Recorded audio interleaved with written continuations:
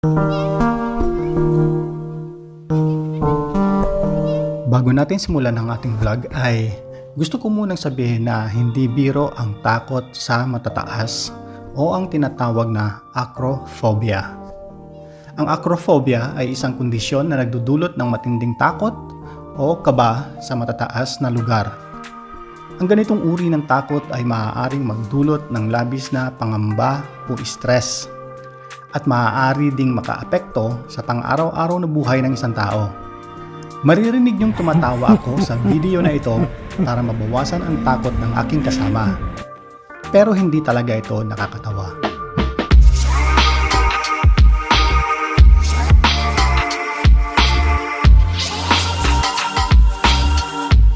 You know, my God, taas.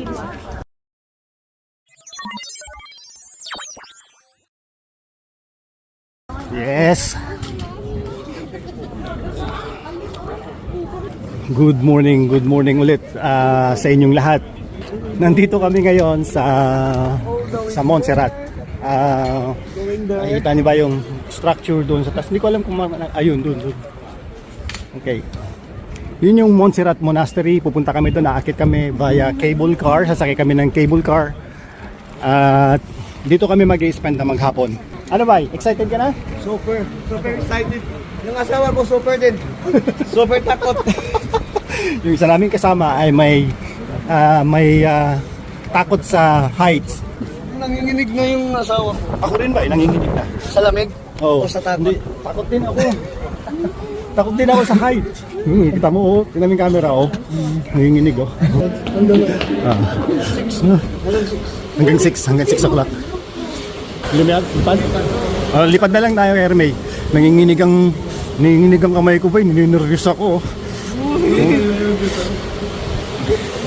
Ninervyos ako. Takot ako sa height. Lakad na lang tayo doon. Tapos akyat tayo pag ganun. Mag-hike na lang tayo. Sumusuko na yung kasama namin. Kaya yan. Kamagalan na. Huwag ka na lang tumingin. Ano ko lang yun? Ano? Warm up.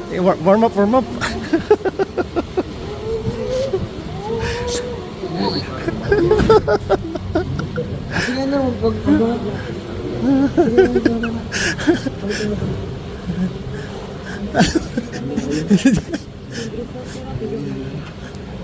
Palit.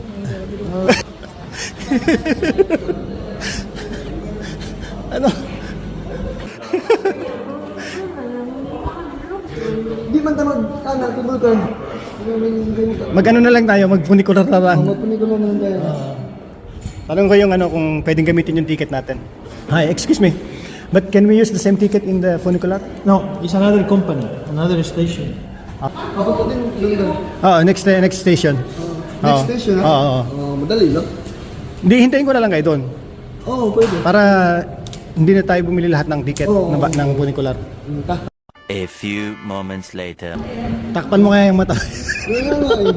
Nakaano ka kahapon eh. Mas marami pa yung kahapon isa niyan. Oo. Huwag ka masyadong tumingin sa taas. A few inches later. Can we go back in? How long? 10 minutes. 2 hours later. Pa ngayon kahapon. Mas ano pa ngayon kahapon eh. Kasi ang hindi mabilis ba? Oo, tsaka maliit lang yung maliit yung cable nun. Oo. Ito. Hindi naman siya natatakot kung mahulog. Yung natatakotan niya yung height. Height talaga. Huwag ka tumingin. One eternity later. Hawakan mo siya. Meron pala ako. Ayan na, ito na. One more try. Damay-damay. One more try, ha. Okay, second try namin. Second try. Oo. Uy, daghana naman to. Hindi, okay lang yan. Huwag ka matakot. Okay lang yan. Ha? Hindi safe. Hindi safe? Safe. Alam, kung may baliw dito eh. Ay, baliw. Hilahin yan. Matakot din si, Kevin. Huwag kang tumingin sa labas. Ayan na. Okay. Okay. Kita mo, hindi lang ikaw yung takot. Yan. Huwag kang tumingin. Huwag ka na lang tumingin. Yakap.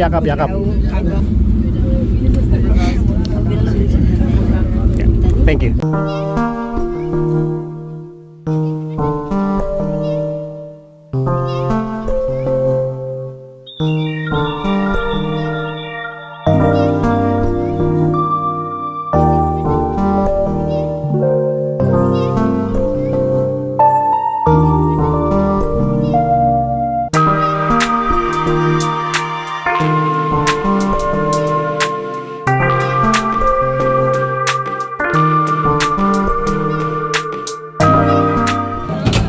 Yun. Kereme, congratulations. Yes, binabati kita. Nagpawising ko. Ayan. Second try namin yun. Kala namin di kami matutuloy. Kala talaga namin babalik na kami ng Barcelona. Ayun no. Ayun no. Doon mamaya may restaurant doon. Subukan naming mag-lunch doon. Doon kami sa pinakagilid-gilid para yung kasama namin ay Kasama namin, iyak na naman. iyak na naman. Yung structure sa likod ko, yan sa taas na yan. Yan ay yung Montserrat Monastery. Hindi siguro kami masyadong mag-hike kasi masyadong mahangin. So gagawin namin ay upo lang kami at magre-relax sa mga part na may magandang view.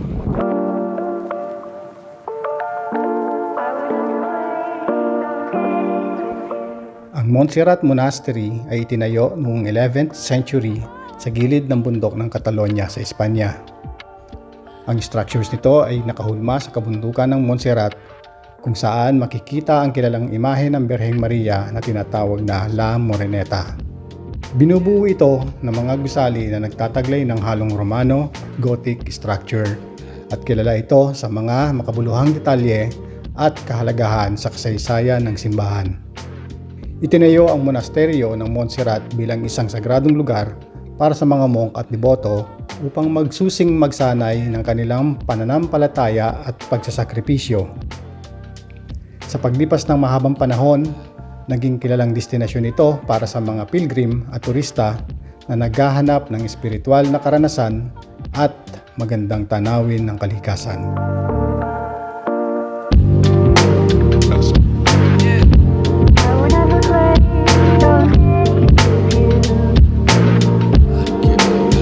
Pag ganito kaganda ang lugar, talagang hindi pwedeng hindi ko sikapin na maipakita sa inyo. Pero dahil sa maganda talaga itong lugar na ito, ay kailangan i-share namin sa inyo. Mamamangha kayo sa ganda nito.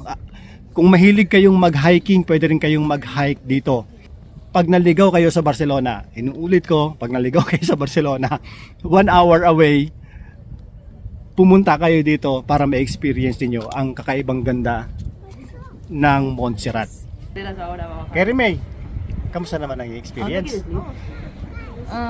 Nakakatakot.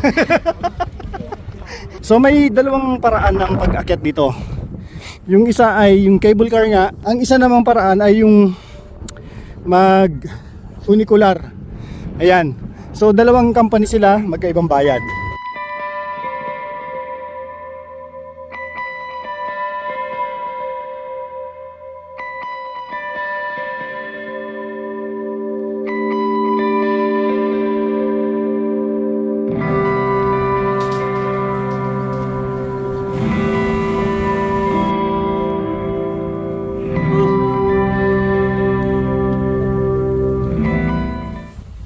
Nakakasilip na. Malayo naman.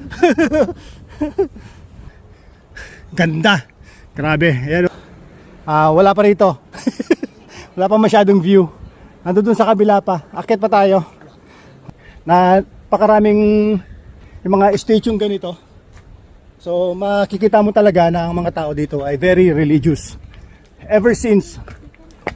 So habang paakit ka sa taas, may Station of the Cross kayong dadaanan. So kung religious kayong tao, it's worth din talagang umakyat dito.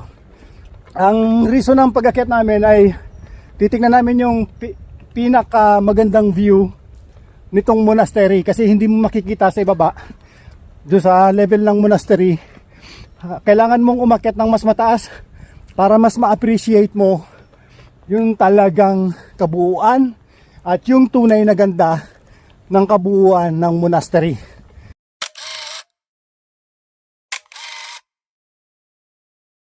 Yun. Kamusta naman ang ating kasama dyan? Kaya pa. Kaya pa.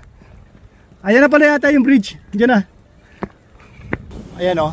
Kung kayo ay malakas ang stamina, pwede kayong maghagdan. Otherwise, pwede kayong mag-funicular. Ayun o. So hindi pala. Bawal pala. Sorry, nagkamali. Pang maintenance yata. Pang maintenance siya. Ayun o, may nakalagay bawal. Ayan. Sa taas nga talaga ba? Ito na yung last stage ng Station of the Cross. So ayan, nakikita nyo yung tatlong cross dito with Jesus Christ. Ganon.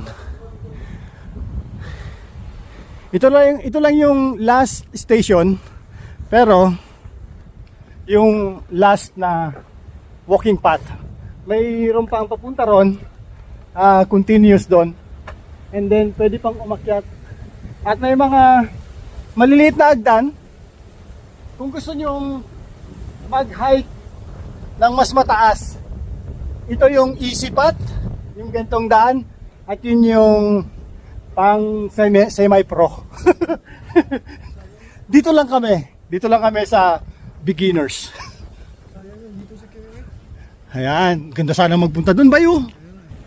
Doon no? Titingnan namin. Hindi lang malapit lang tayo ha.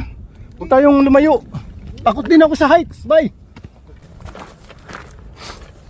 So, wala din kayong dapat ikatakot sa mga nahuhulog na bato kasi nakikita nyo naman yan. Parang adobe, parang semento. Pero natural yan ha. Hindi yan ginawa ng tao. Lapit na tayo Yung cross na yun? Oo. Hindi bay, masyado malayo yun bay. Sure? Oo. Kala mo lang, mukha lang malapit yun. Saan naman? Hindi ko nga makita sa camera bay. 5 minutes, hindi kaya yun bay. 10. Hindi kaya. Masyadong malayo yun. Ano ka ba? Na-imagine mo ba yung bundok? Kabila pa ng side ng bundok yun ba? Alayo lang. Isang likuan lang yan. Tingnan natin. Grabe talaga, nag-enjoy talaga kami dito. Nature. The best. The best. With talsik na lawa yon. Bay, baka may warning ha. Tingnan mo, basahin mo muna yan. Baka hindi pwedeng mag-continue. Ano sabi? Bawal? Masyadong mataas, bay. Hindi naman, pero baka bawal. Wala sinasabi? Hindi natin mararating yung taas na yun. Ba yung kabila? Oo, hindi. Ay hindi, layo ba? Gaganon ka pa sa taas. Tapos taas talaga. Taas talaga yan, ibabaw yan. Tapos pagdating ko sa ibabaw, bay, babalik pa tayo ng paganon. Bawal mag-ikot, bay. Hindi nga. Bawal. Hindi nga. Oo. Respecta les floors son en record de la nostre. Picture natin yan. Okay na, no? Mas Oo. mahirap pabalik pala. Oo, kasi madulas. Mas So, mga bato gumugulong. So, medyo mas mahirap. Pwede na kaming bumalik. kailangan lang grip. Oo. Good grip at magandang sapatos papunta dito. Kasi pag yung sapatos mo pang lang, hindi pang hike, delikado. Dapat maano ka. Stamina mo. Nasanay ka na sa hike ng ganito. Oo. Otherwise hindi. Kagaya natin, hinihingal na, wala pang halfway. Wala pang halfway. Question ka. Oo. Mag-prepare kayo ng hike kung gusto nyong ma-experience yung pag-akyat doon sa taas lang, hindi sumasakay ng funicular. Pwede naman daw mag-shortcut bike, pagulong ka lang pababa. Para mas mabilis. Kailangan talaga ng magandang sapatos dito, ba? Oo. Walastik ang sapatos natin, bay, pang office. Pero ang ganda, hindi mababayaran yung Experience. experience mo. Oo. Gusto ko talaga puntahan doon. Asa natatakot ako baka mawalan ako ng hangin. Tapos hindi na ako makabalik. Manipis na yung hangin sa taas. Oo. Ayan, okay. Lakas ang hangin, no? Yun pala, no? Bago namin tapusin tong video namin dito sa Montserrat, bibigyan muna namin kayo ng ibang tip. Ng ilang tip. Unang-una, sapatos. Magsuot kayo ng magandang sapatos. Yung pang hike. Pangalawa, magsuot kayo ng makapal na sweatshirt pag summer. Pag winter, jacket. Kagaya ngayon, medyo na wrong outfit. Wrong attire. Yung itong dalawa, sobrang lamig ng hangin. Kasi winter ngayon, napakalamig ng hangin. Para kang kinakagat sa balat. Ano bang tip, bay? Yun, dapat mataas yung stamina mo. Stamina. Baka hindi ka na makabalik or hindi ka hanggang 1/4 ka lang, wala na. Wala nang mararating. Kagaya namin. Wala nang bumalik. Kagaya namin, oo. Tapos, pangalawa, iwanan yung takot sa taas. Yung takot sa matataas.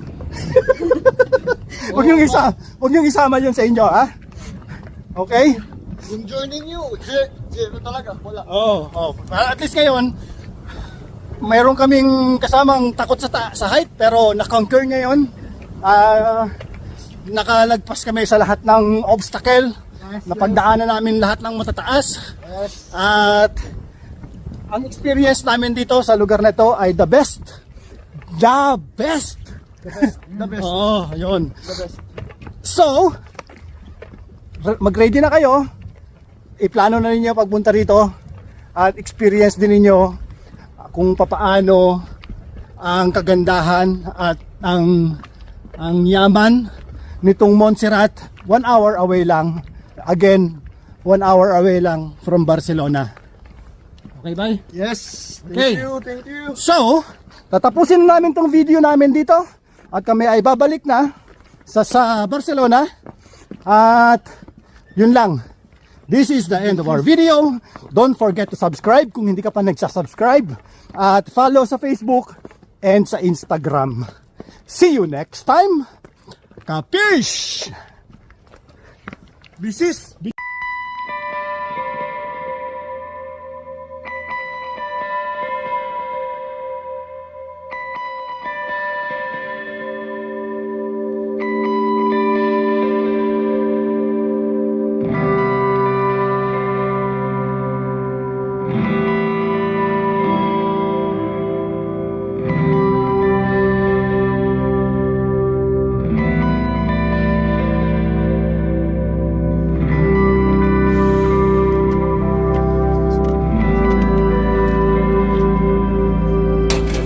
PS pala, may nakalimutan akong sabihin sa inyo.